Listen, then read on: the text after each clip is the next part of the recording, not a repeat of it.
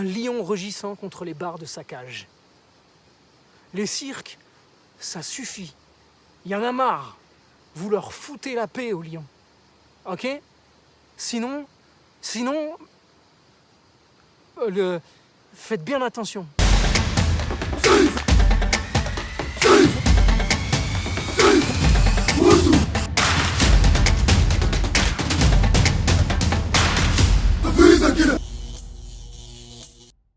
Chères sœurs, chers frères de notre merveilleuse planète Terre, lumière pour toi. Je vous accueille dans cet endroit magnifique, proche d'une cascade. Pour cette pleine lune, on est au cœur de l'été, juste avant la pleine lune du lundi 3 août, qui aura lieu exactement, si je me souviens bien, c'est à 18 h, c'est ça. Un été pas comme les autres, parce que c'est un été dans lequel on a un arrière-goût de cette année en 2020 de latence, de possible endormissement dont il faut se méfier. Les vacances, c'est comme si on les avait déjà eues pour le confinement. Et là, d'habitude, notre cerveau comprend qu'en été, c'est le moment de la vacance. Vacances, vacuité, le vide. C'est le moment de laisser du vide pour faire autre chose ou se laisser aller à autre chose. Faire rentrer le soleil sous notre peau, par exemple, ou autre. Mais là, on sent bien, avec en plus, dans cette configuration, on a Mars qui est en bélier, qui est rentré en bélier, avec encore cette configuration Atlante, conjonction Atlante, Jupiter, Saturne, Pluton, en rétrogradation dans le signe du Capricorne. On a Uranus qui est la star de cette pleine lune, donc c'est du gros changement. C'est vraiment l'invitation là à rester des êtres conscients et à opérer un travail de conscience sur soi pendant tout l'été. On est au cœur de l'été là. On est en pleine énergie lion, avec un petit poisson qui vient de sauter pour confirmer. On est au cœur de l'énergie lion. C'est une énergie de vérité. Être dans sa pleine vérité. Être dans sa pleine expression, qu'est-ce que ça signifie? C'est dégager le rayonnement du divin.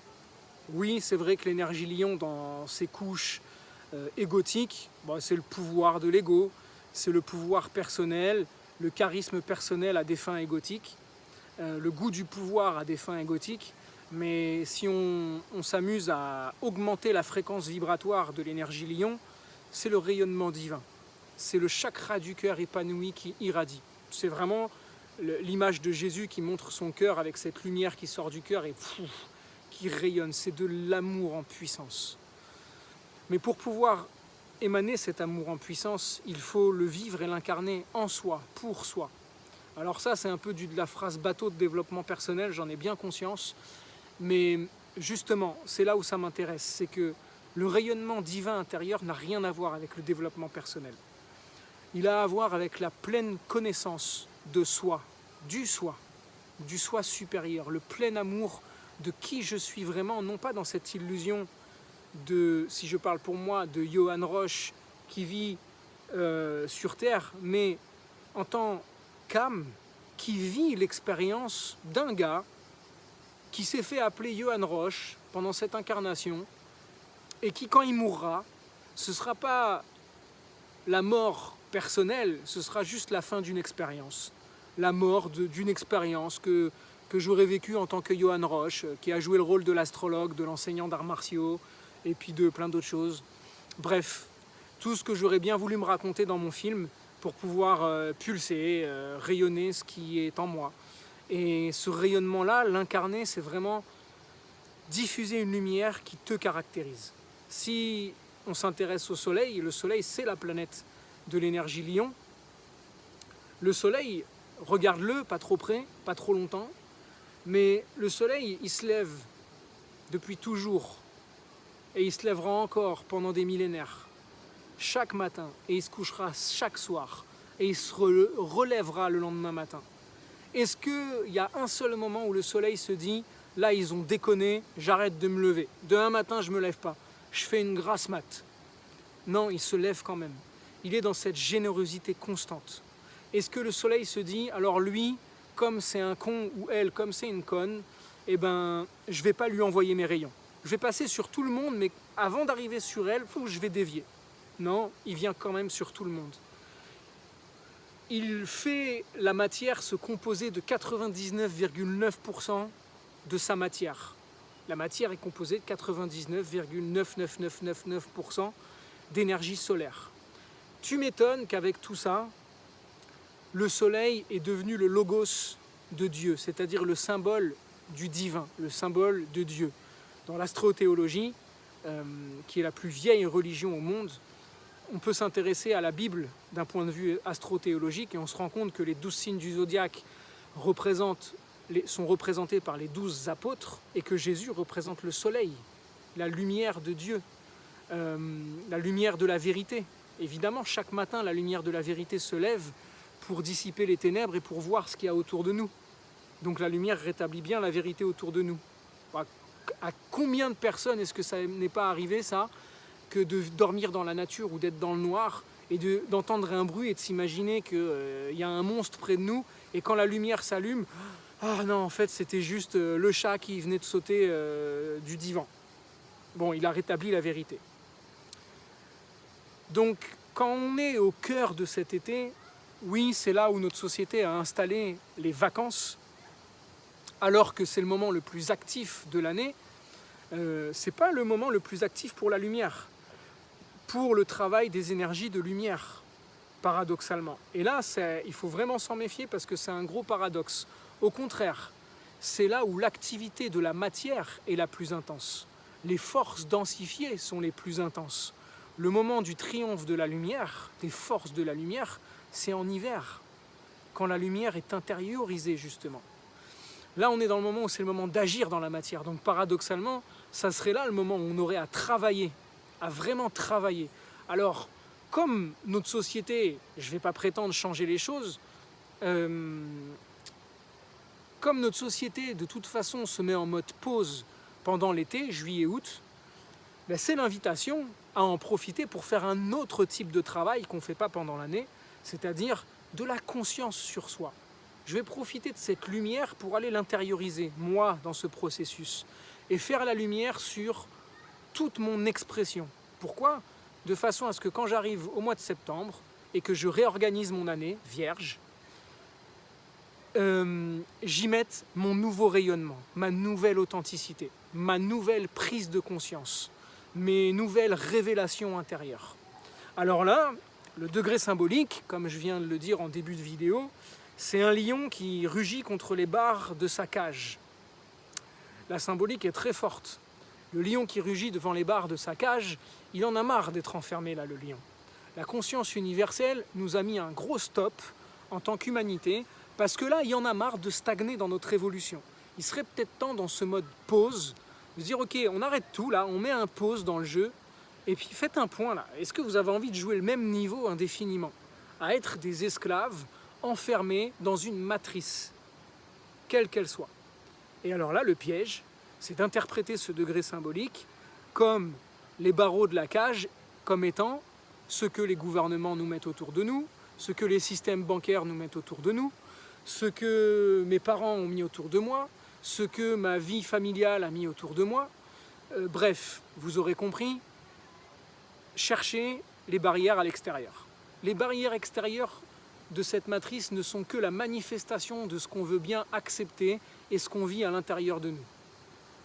À partir du moment où je réaccepte Lion, c'est le roi de la jungle, c'est le souverain dans toute sa splendeur, que j'accepte que je suis un être souverain, créateur, co-créateur avec l'univers et avec toutes les forces des multivers, et j'insiste bien sur l'aspect multivers,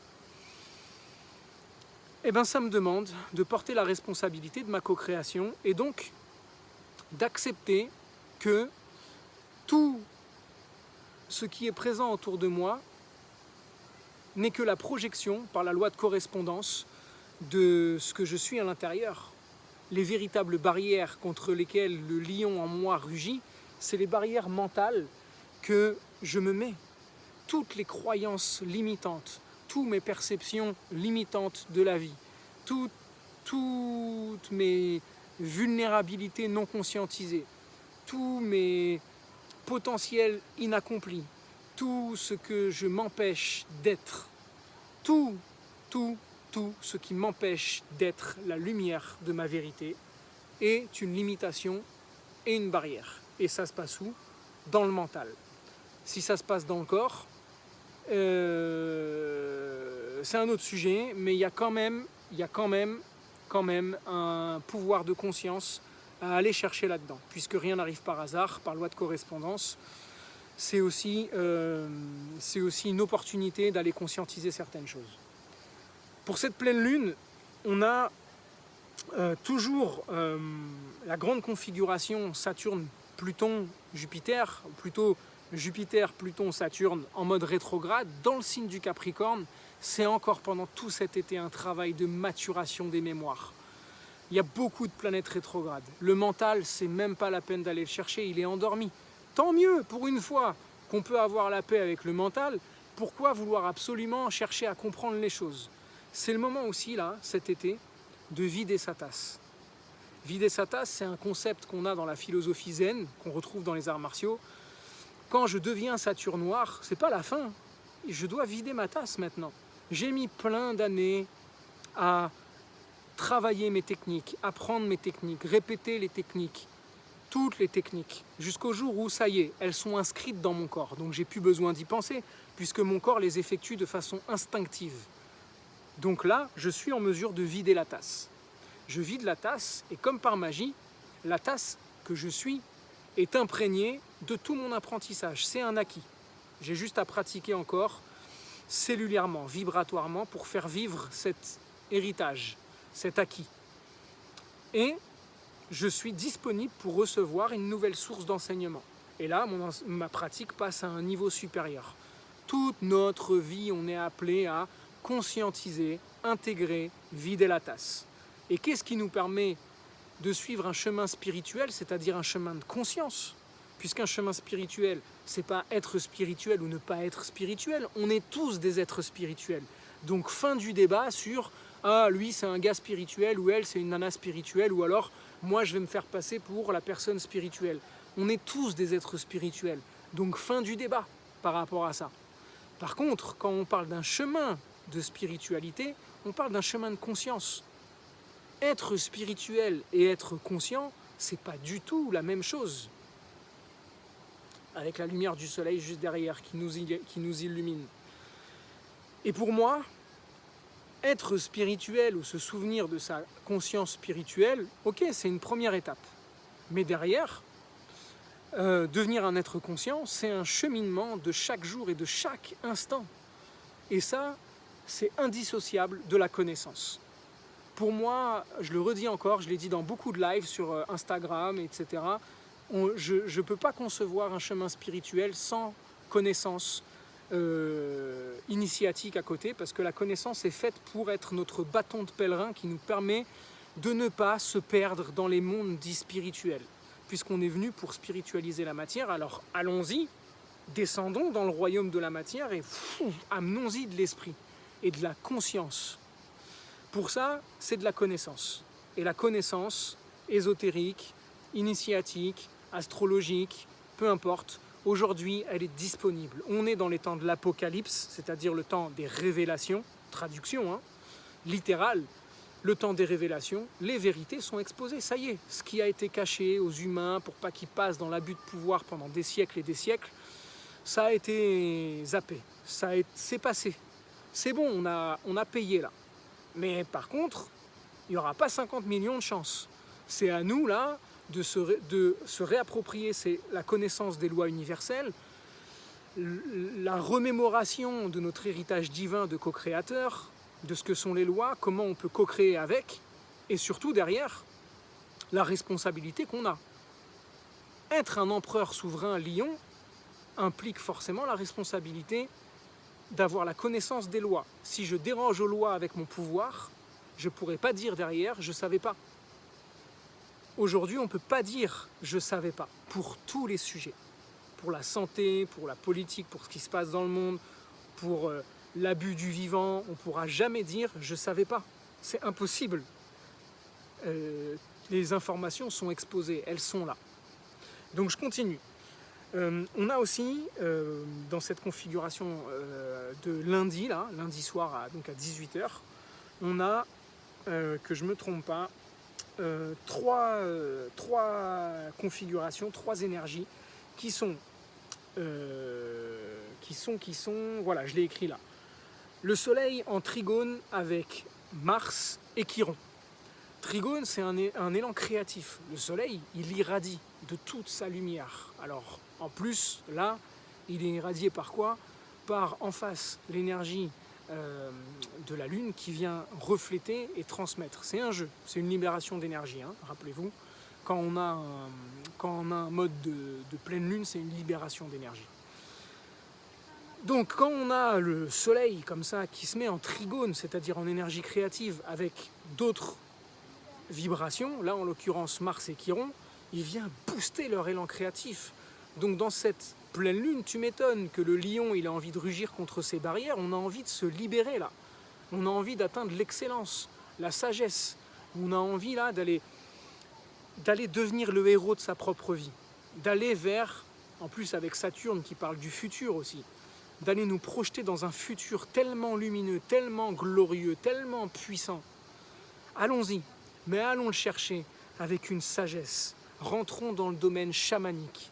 C'est vraiment la potentialité de réhabiliter, de retrouver notre pouvoir du chaman qui est capable de voyager dans les multidimensions pour créer des nouveaux paradigmes. Allons-y et laissons les nouveaux paradigmes, les futurs, s'exprimer et nous impacter, cellulairement parlant. On a aussi, avec cette pleine lune, forcément la lune se trouve en Verseau, donc elle va nous demander d'aller chercher notre côté rebelle. Mais à quoi est-ce que je vais être rebelle?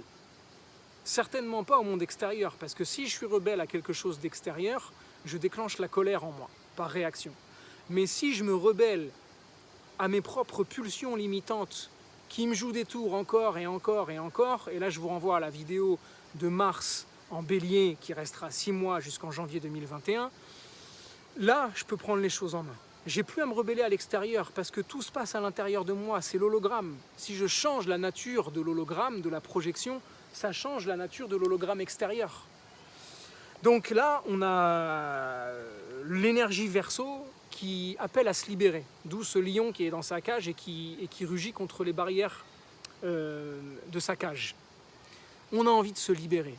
On a envie, humanité, de plus être esclave d'une vie. C'est quoi être humain sur Terre?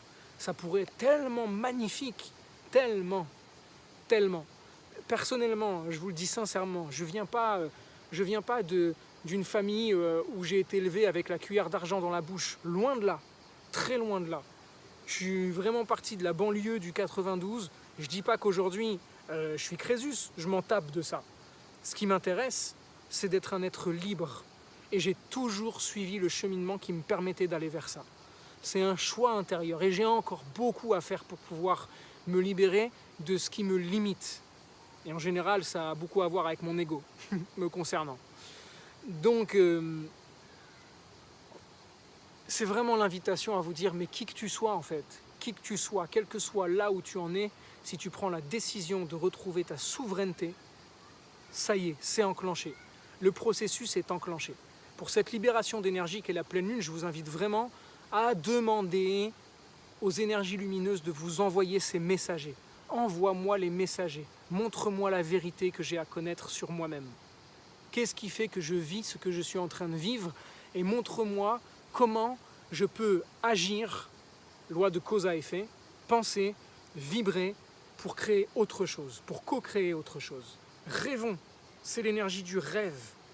Ça, la pleine lune, soleil lion, lune en Verseau, c'est le roi de la jungle qui se met face à sa terre et qui se met à rêver. Waouh! Là, mon peuple, je vais le servir de telle façon. Je vais faire ça et ça. Tu es le roi de ton royaume. Tu es le roi de toutes les personnes qui sont autour de toi. Mais pas le roi qui est là pour les dominer, qui est là pour les servir. Comment je sers tous les personnages qui entrent dans ma scène humaine? Alors il y a un enseignement qui est donné dans le livre Lumière sur le sentier, que j'ai posté sur Instagram d'ailleurs. C'est aucun humain n'est ton ennemi, aucun humain n'est ton ami, tous sont tes instructeurs. Waouh! Vous vous rendez compte de ce que ça veut dire? Je vous laisse méditer là-dessus, vraiment. Pour cette pleine lune, on a aussi Uranus, la planète star de cette pleine lune, puisque la lune est en Verseau et que Uranus est la planète du Verseau, se retrouve en carré, donc en énergie de défi, c'est un vrai défi, avec le soleil d'un côté et avec la lune de l'autre. Ah, bah ça va tirailler à l'intérieur. Dans les vérités qui vont avoir besoin d'être libérées à la conscience, ah, si l'ego cherche à résister, ça va faire mal, ça va amener de la tension.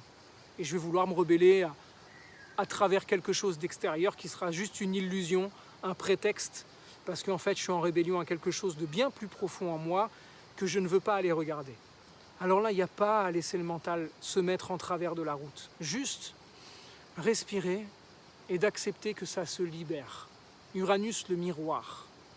Visualiser un miroir et laisser ce qui doit monter se refléter dans ce miroir. Où est-ce que j'en suis avec mon état de victimisation? Dans quel domaine de ma vie je suis encore en train de me victimiser?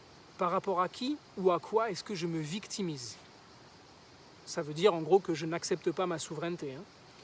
Ou où est-ce que j'en suis avec ma toute-puissance? Parce que là aussi, je suis dans l'abus du lion. Quelle est ma résistance à accepter la responsabilité de mon pouvoir? Où est-ce que je résiste?